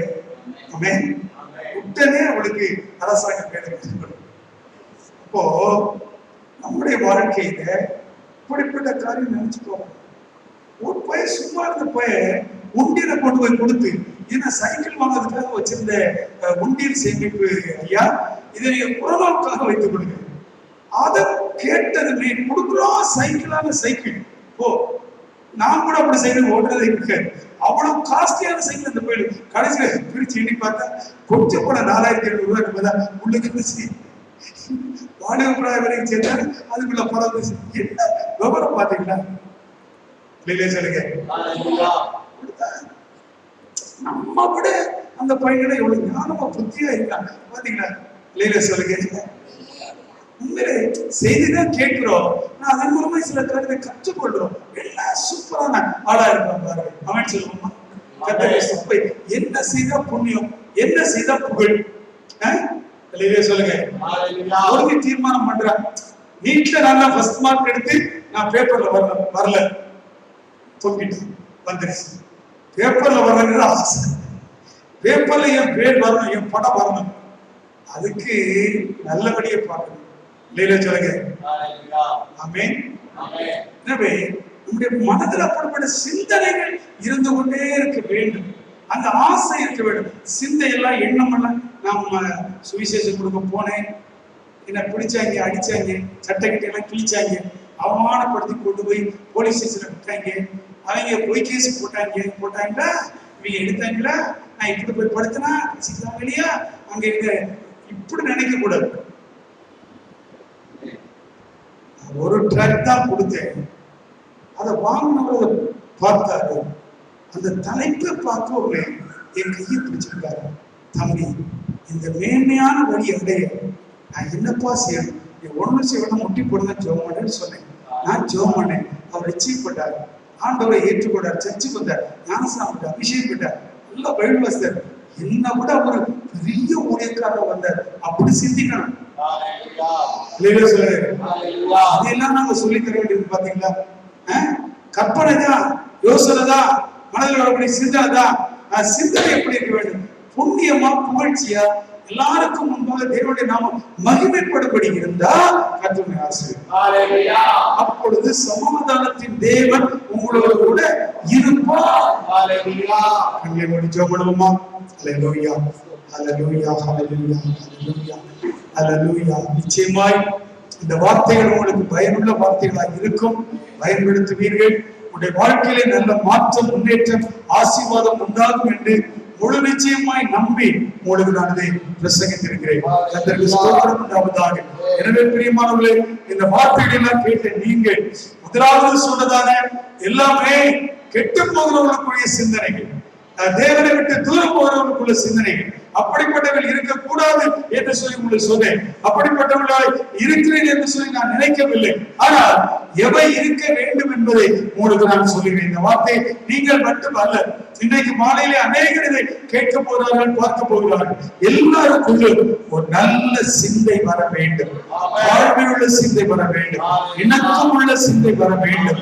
அன்புள்ள சிந்தை வர வேண்டும். ஆர்வையாக இருந்து தேவ கிருபைகளை பெற்றுக் கொள்ள வேண்டும். மாம்ச சிந்தை எல்லாமே மரணத்துக்கு தேவனுக்கு வழி நடத்தும். ஆவியின் சிந்தையோ ஜீவனுக்கும் சமாதானத்திற்கும் தேவனுக்கு வழி நடத்தும். ஞானத்தை நமக்கு கொண்டு வரும். விடுதலையை நமக்கு கொண்டு வரும். ஆசீர்வாதங்களை கொண்டு வரும். நன்மையானவைகளை கொண்டு வரும். புண்ணியம் உண்டாகும், புகழ்ச்சி உண்டாகும், உனக்கு மேன்மை உண்டாகும். பரலோகத்திலே உன்னை சேர்த்துக் கொள்கிற நண்பர்கள் அநேகர் இருப்பார்கள். கர்த்தருக்கே மகிமை உண்டாகுதாக. அல்லேலூயா. உங்கள் இடத்தில் உள்ள ஆண்டவரே, நோடிலே பேசின அந்த வார்த்தைகளுக்காக உமக்கு ஸ்தோத்திரம். அடியே நீண்ட நாட்களாக பிராக்டிஸ் பண்ணது இந்த காரியத்தை தான் உம்முடைய பிள்ளைகளுக்கு சொல்லி இருக்கிறேன். இவைகளை எல்லாரும் புரிந்து கொள்வதில்லை.